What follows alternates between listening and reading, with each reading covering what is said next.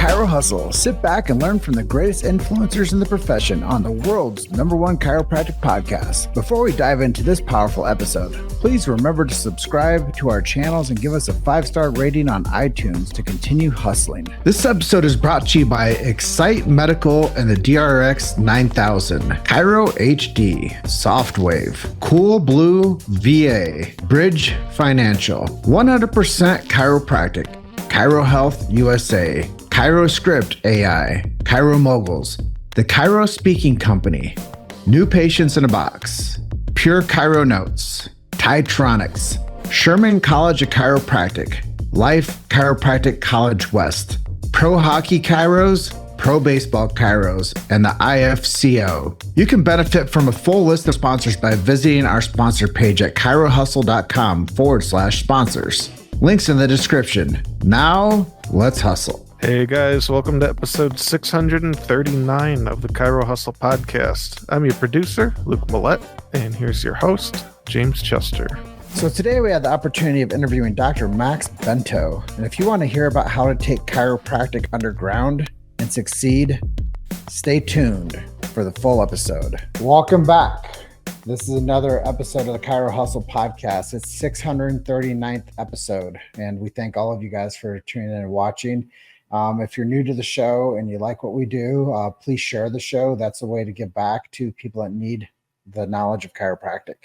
Come over to chirohustle.com, listen to the episodes, and go on all the platforms and subscribe and share and like. That's all we can ask you to do. That's our ask. And now we'll tell you our why. Our why is we protect freedom of speech, and that's why you should share our show, because we believe that we know what it's like to be traffic throttled and shadow banned and censored, and we don't want that for you or for chiropractic. So we just keep on producing more and more content on this chiropractic truth. We believe in medical freedom and family health freedom. They're not the same things, but if you want to know more about that, reach out to Dr. Max. I'm sure he can help you out and guide you on finding solutions for you and your family. And then when it comes to the philosophy of this profession, we believe in protecting the sacred trust. If you don't know what that is, go to the show notes of this show, this episode here, number 639 with Max Bento, and check out BJ Palmer's Sacred Trust. It's his last words. And if you want to learn more about chiropractic, go over there and check out the show notes. We also support subluxation-based chiropractic. I know I shouldn't have to say that, but a lot of these colleges out there are removing and strategically displacing the languaging of chiropractic from the education platform. So get this episode to more chiropractic students, please. And then we believe in innate intelligence and universal intelligence. We believe that when man or woman, the physical, gets adjusted, it connects them to man or woman, the spiritual. And with that, Dr. Max Bento, welcome to the show. Hey, James. Thank you very much for having me. Yeah, and it's after midnight over the UK, so thanks for making time for us so late. Yeah, that's all right. A little later than I'm used to on a weekday. Yeah, I was joking around before we started live, and I said it's like keeping you up on a school night. Yeah, I got stuff to do tomorrow. Plenty of people at the door. Yes, so we were briefly chatting before this episode got off, and we were talking about where you grew up. And yeah. I'm fascinated by it. And maybe you could share with us a little bit about where you grew up and then how you got introduced to chiropractic. Yeah, so I grew up on a small island called Jersey. It's 5 miles by 8 miles. It's part of the UK, but it's very close to France. It's 100,000 people, so not many. But it's quite densely populated with chiropractors. Growing up, I drifted in and out of chiropractic care with our family chiropractor. At the time, it was all I knew what chiropractic was. The chiropractic that we'd see, but it's only discovering chiropractic for myself that we were super lucky to have a special doc. He was a sacro-occipital technique chiropractor looking after us. It wasn't really until going to college and things like that I learned there was another side of chiropractic out there, for sure. You telling that story takes me back to my roots. Like I grew up in Davenport, Iowa, where the profession started. And I always thought like if you didn't go to Palmer College, there was no other college. I always thought like all chiropractors came from Palmer. That was my mindset as a young man. Like so as Yeah, I grew up and started getting integrated into this profession, I was like, there's more colleges out there. So then that opened up a whole like, you know, whole new frontier for me to go discover. yeah, man. I grew up used to all the cranial work and the muscle testing, and you would touch here and touch there and say, are you getting enough of this, or how's that feeling? It's, plucking these things seemingly out of nowhere. And that was what chiropractic was to me, what it was to my family. We would go fairly regularly, not with any complaint, mostly when we felt a bit off, sometimes on a regular adjustment. But it's what I need to be chiropractic. So, really important question. How did you decide to go to the AECC college, and how was that for you? Yeah, it was this chiropractor. His name's Dr. Charles Rowbottom. Um, I'd been a few times and said, you know what, if you're interested, come and watch. And particularly watching it from the third person, it's interesting. It's an interesting dynamic. I knew I wanted to work in health. But the dynamic of a chiropractor is different. It's not clinical. The office is homely. It's not in and out. There's time and there's care with the clients on his table. And it was intriguing, right? It was intriguing that he was able to manage, not just pain, all sorts of conditions. He had people coming in. I remember vividly a lady with a cough after she'd been on holiday, and her first stop was the chiropractor, and he was working this, working that, and she was out the door, and she was happy. And it was something that attracted me in that framework. To apply for AECC, it was the only place I applied to. I kind of chucked all my marbles in one basket and gave it a shot for sure. So I know the education process wasn't without its turbulent effect as you became a chiropractor you are today. So maybe share with us some of the things that you experienced and some of the challenges that you faced with your philosophy and what you wanted to accomplish by being a chiropractor. Yeah, I won't lie. When I went to college, the first couple of years, they were both pre-COVID, and we learned a lot of pathology and chemistry and anatomy, and it feels really good. It feels really good to know a lot. And I kind of got swamped under the books. It was manageable for me. I was able to, hit all the marks that I wanted to hit. But it wasn't until a point where, COVID struck and we were learning some adjusting and I needed to practice. And so I bought a bench and put it in the living room at home. And my mum said, oh, you started adjusting, you're at chiropractic college. Adjust me, like the chiropractor. And I was like, all right, set up the table. And I just looked at her and, I didn't really have an absolute clue where to start. I'd watched this guy manage my family, manage many other people. I'd gone through the first 2.5 years of chiropractic college and learned all these things.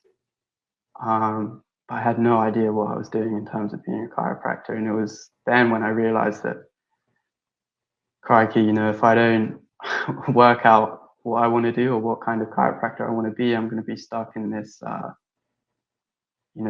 this space of not really knowing, what's going on. I wanted to emulate the chiropractor that I'd grown up with. So fundamentally, you had the knowledge, but you didn't have the application. How did you start to find the application and become competent in your adjusting skills? Yeah, for sure. This is a good question. I mean, the AECC teaches you a lot when it comes to technique. They teach you diversified adjusting. soft tissue and things like that, and instrument assisted soft tissue, all that stuff, exercises, and I knew that's what I didn't want to do. I wanted to be like the chiropractors that I'd seen. So me and a few mates, there were about 7 of us, we set up a little group. We were like-minded. We weren't really sure what we were going to get out of it, but we were going to try and work out what we weren't getting. So we set a task. We had about 40 weeks in the academic year, and said, well, we'll read a book. Someone will read a book or part of a book every week, and we'll reteach it to each other. So we started building that, and we started sharing the content from the books, and some of it was pretty out there. Some of it we felt like we shouldn't be reading. Some of it was stuff that we'd never even heard before. I know jumping into Joe Strauss and things like that was a bit of a shocker compared to the what we've been told chiropractic is, what we've been told it is. And then we decide, well, if we're learning all this philosophy and theory and applications, then we better learn the adjusting. So on top of the reading, every sort of 3 weeks to a month, we would go seek out a chiropractor in the field. We had a couple of chiropractors we would go to locally, a Gonstead doctor, an SOT doctor, and we would basically go around to their house and have juice and biscuits as students, and they would teach us technique and tell us stories. And that was really the catalyst, because we weren't just having the philosophy and the theory behind us, that we were teaching to each other, but we were able to soundboard it and then also start to apply it. It's fascinating. It's fascinating, this story that you're sharing with me, because it reminds me of parallels this Robin Williams movie called The Dead Poet Society. And it was a band of these young college kids that got together, or it might have been preparatory school, but they got together and they started reading the master poets and reciting them to each other, and becoming articulate in the messaging behind these dead poets. And it kind of reminds me of what you did with you plus your 7 mates.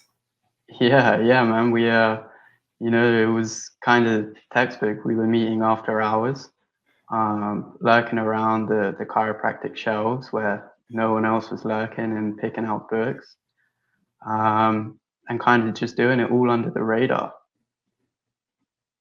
So how did you pick the books? I know in your bio that you sent to me, it says there were 33 books. How did you determine that 33 was the amount of books that you needed to get? And how did you select the books, and your crew select the books that would go into that? Yeah, I mean, you don't have to talk to me about 33. I think my girlfriend's had enough of me pointing out every 33 in a number plate or a door sign, or yeah, everything I see is 33. Anyway, it started off with advice from other chiropractors. Read this, read that. Everyone has their favorite book. A bit of experimentation. My college has great facilities. It has all the texts you could ever read. It has green books on the shelves, first editions. It has books you can't even buy. One-off prints, things like that, all in the shelves. Some of them we just took off on a whim, and I learned about X-ray views and adjusting techniques that I ask docs about now, who've been in the game for a long time and they've never even heard of it. It's all there, and we're just dipping our finger into all of it, and seeing what stuck and what we could kind of run with. So I always tell people this: there's freedom in a book. How did these books give you freedom and expansion? Yeah, I mean, it kind of all came to light when we came back to full technique classes, and everyone was, super shaky and things like that after being off from COVID, and everyone's, even their diversified, was super rusty.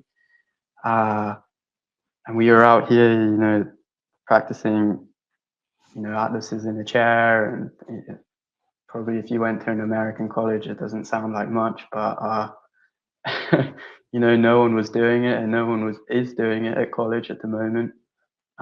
We were able to get Toggle taught to ourselves. I don't know apart from this little group that we had, anyone else who's using techniques like this.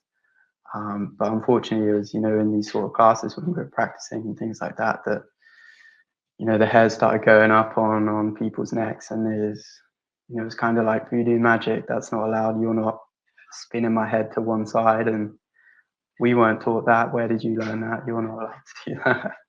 You made it to Chiro Hustle. Sit back and learn from the greatest influencers in the profession on the world's #1 chiropractic podcast. This episode is brought to you by Excite Medical and the DRX 9000, Chiro HD, Softwave, Cool Blue VA, Bridge Financial, 100% Chiropractic, Chiro Health USA, Chiro Script AI, Chiro Moguls, the Chiro Speaking Company, New Patients in a Box, Pure Chiro Notes, Titronics, Sherman College of Chiropractic, Life Chiropractic College West, Pro Hockey Chiros, Pro Baseball Chiros, and the IFCO. You can benefit from a full list of sponsors by visiting our sponsor page at chirohustle.com/sponsors.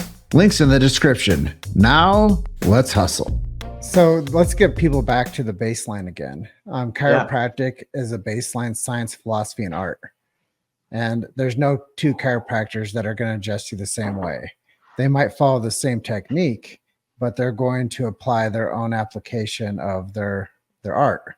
And that's the thing that's so beautiful about this profession. And why would you ever stifle creativity when it comes to the healing art of chiropractic? Hey man, it's self-discovery. It's not until you lay your index or your pisiform on something that you find out whether it works for you. I told you at the beginning that I practice SOT at the moment. Yeah, we practice this in an SOT framework. But we have a knee chest in the corner of our adjusting room. Different people, it feels right. Sometimes it's not even what I feel most comfortable with, but it's how the bone's going to move. And you need that arsenal. You need 3 or 4 ways to adjust an atlas. No listing is the same, no body is the same. So as you were developing your skills, and I don't want to labor on it too much, but you had some issues with the higher ups and the education model. How did that come to be, and how did you move on from that? Yeah, I won't dwell on it too much. Basically, our little group and myself, we caught a lot of heat in our last year, believe it or not. It started off with our peers reporting us to senior staff saying, these guys are doing things that we're not allowed to do. Believe it or not, you're not allowed to use the toggle recoil in a chiropractic institution. And then, we had clinic tutors as well, putting our names forward to hire staff for using things like the knee chest. So there was a bit of a couple of tribunals and whatnot going on. So coming out of that, they've been doing witch hunts forever. Yeah. And I think that's a modern day witch hunt when you try to bring a colleague to, attention to people to make them feel shame or guilt or fear. How did you bust that and move on from the acquisitions or whatever they might have done, or the tattletale effect? How did you break free from that and develop into who you are today? Yeah, I mean, there's 2 sides to that coin. There's one that kept me going. Chiropractors, principal chiropractors, we're a family. We share something very special. We all share the same gift that's been given to us and that we can give to other people. So there were definitely other chiropractors out there at the time who were saying, you can sort this out. You've only got a few months left, things like that. When it came down to the actual tribunal itself, there's not really any grounds to dictate on someone's philosophy. It's pretty much just as controlled as any other characteristic somebody might have. if you catch my drift. Mm-hmm. Yeah, and then I know that you figured out how to push back, and you found these 9 protected characteristics within the law. And Yeah, yeah, how did that play into this suppression? yeah. I mean, you've got to protect yourself on a personal level, just with your own self-assurance and things like that. But it was a good learning experience for me because you also, you've got to be realistic. You've got to protect yourself against actual frameworks that are coming for you. And in UK law, we have something called the 9 protected characteristics, and they're things like age and gender and things like that. And philosophy is one of those. So, if you really ever push against the wall, no one can tell you about whether your chiropractic philosophy is right or wrong for you to uphold. So, how long have you been out practicing now? So it will be 2 years in September, so not long. So we're almost at the 2-year mark of being in practice. What have been some of the ways that you've done effectively to grow the practice? Yeah. Well, I went into employment into the same company as one of my best friends from college, and it wasn't the best place to work, but we had a lot of freedom, so we were able to experiment for ourselves.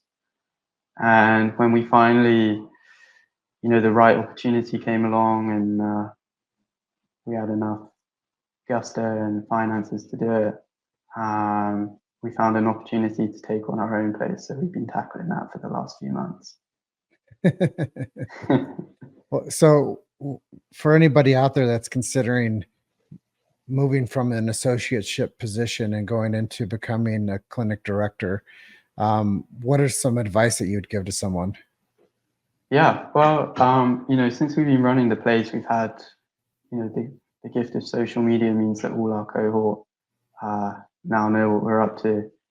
And we've had, peers and things like that, even a couple who were part of the witch hunt saying, oh, good job, guys. And, how did you do it? Or what did you do? And it's nothing really special. Chiropractic did it for us. I basically do the same thing. I rock up, the people come in, check, adjust, check, give them a time frame for their next adjustment. We care for them wholly, and that's pretty much it. All there is there's a dusting of business admin on top of it, which, to be honest, has been the toughest bit to get used to. So how do you get new clients? What are you doing to effectively do that? You're so early on to practice. Like, do you have a referral system already set up to where you're getting referrals?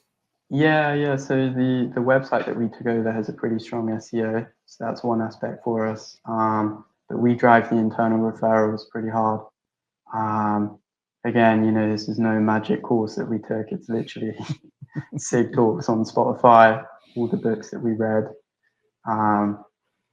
Even some of the blue books by Joe Strauss, some of his early, internal referral marketing techniques, super easy to apply, and they work. Yeah. I love it. So you just stick to the basics, you expand the mind by learning more, and then you bring it all back down and create your practice from what you've harvested and what you've learned. Yeah. It's all trial and error. The communication's an art as well. We tried things, they work less well. They work for, my business partner, Callum, better than me, and vice versa. And, you're not going to get it right first time every time. And we're still learning every day. We still got a hell of a journey ahead. So, just talking of my current experience so far. So play to your strengths, right? Yeah, for sure. You've got to be open when something's not working for you. Yeah, and self-regulating is important too, and knowing when to ask for help. Yeah, for sure. We go and we assess each other, we watch each other adjust, and we say, you should probably hold back on that one, and I would have done this, and we talk about it, and it's actually some of your biggest critics are your best mates. You don't need to pay someone 600 quid to do it for you. So let me ask you, you're fresh in almost 2 years. How do you see the profession of chiropractic moving forward over the next decade? Yeah, it's what we make it, James. I have a very specific experience here in the UK. Based on what I know, we've got it pretty tough at the moment. We have some very vocal people doing most of the work. It's a common story, but we all got to do our little bit. I think certainly welcoming observations of students into your clinic is a good way to start. It's how chiropractic was basically introduced to me. We have students all the time. If there's any students listening to this, we'd love to have you at our clinic.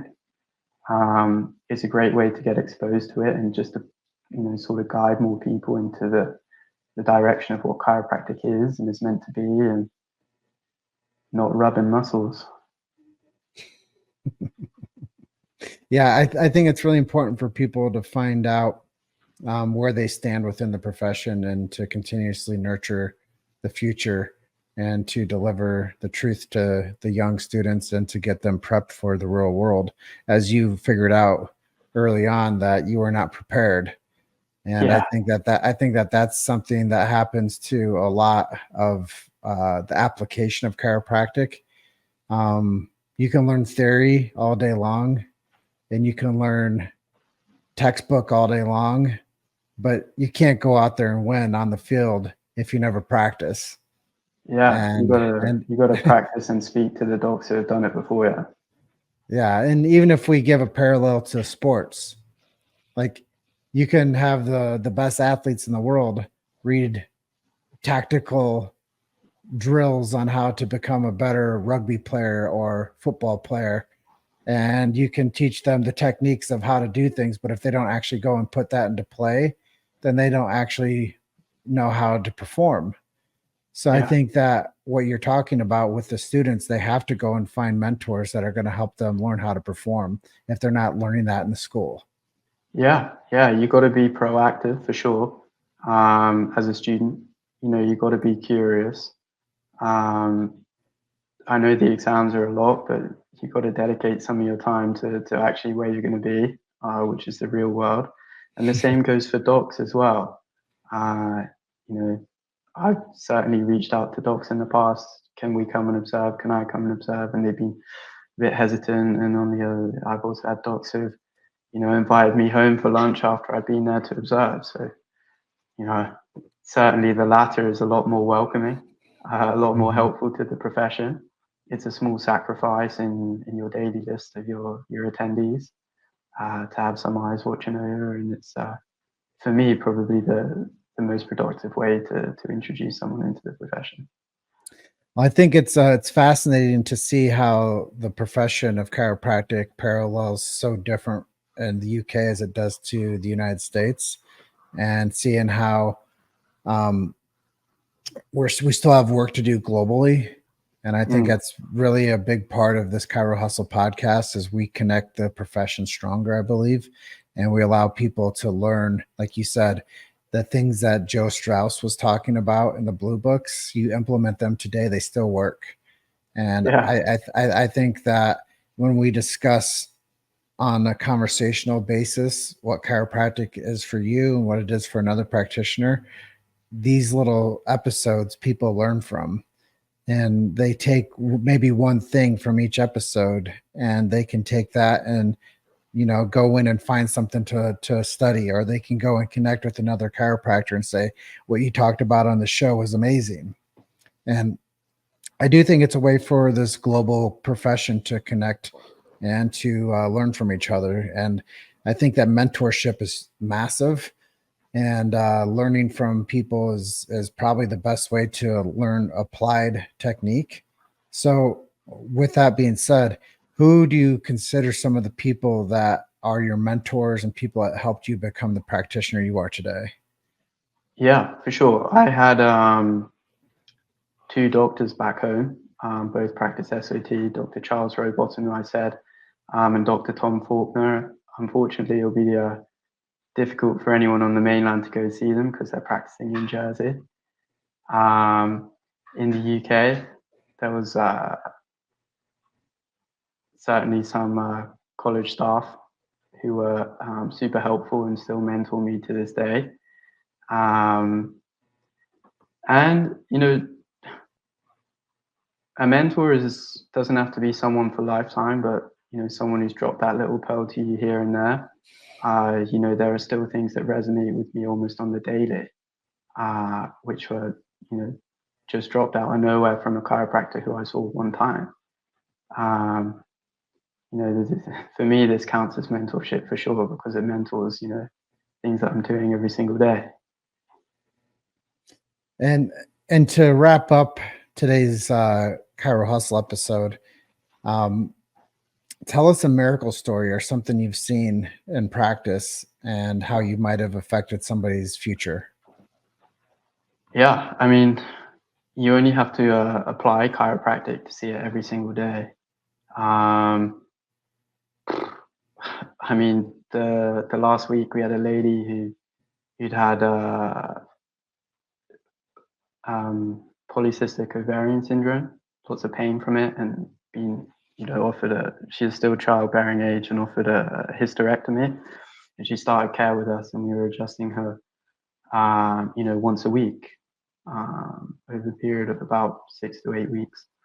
And she's no longer electing herself for that hysterectomy because she's not suffering from the discomfort that she was suffering from, and she's just having these cysts observed. You know, from a medical standpoint, we have to be reasonable and rational. But for me, that was something that, you know, if she hadn't gone to the chiropractor, or she'd gone to a different kind of chiropractor, you know, a door that wouldn't be open for her. For sure. It's one of my favorite stories so far. And that goes back to the philosophical roots that it sounds very esoteric, but the power that made the body heals the body. And yeah, it's always true. Yeah, for sure. I mean, you know, these questions are super tough because they put a lot of onus on the chiropractor. You know, we don't really do that much. We move a few things around. I can't really tell anyone anytime they come in what's going to happen. I just ask them to bring me some feedback the next time or in a month. And yeah, these things just pop up out of nowhere, and it's kind of what keeps you going, for sure. At this juncture, is there anything I didn't ask you that you'd like to share with our audience today? If you're a student and you're struggling, you know, you're struggling to find your feet, find some direction in chiropractic, feel free to contact me. I'm on all social medias. My name is Max, M-A-X, Bento, B-E-N-T-O.